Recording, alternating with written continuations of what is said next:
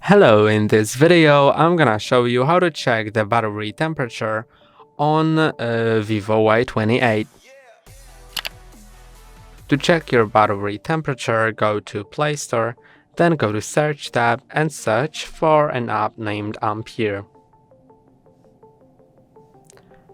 Then install this Ampere app.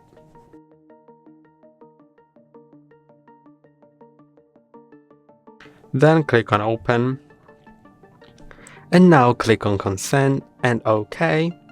And here you can see your battery temperature as well as other data about your battery. And if you want to change the unit of the temperature, click on the settings in top right corner, then basic settings, then click on this option. When you click on it once, you can see it changes. Now it's in Fahrenheit and it was previously in Celsius, and you can see it is in Fahrenheit indeed. That's all for today. Don't forget to like and subscribe. See you next time.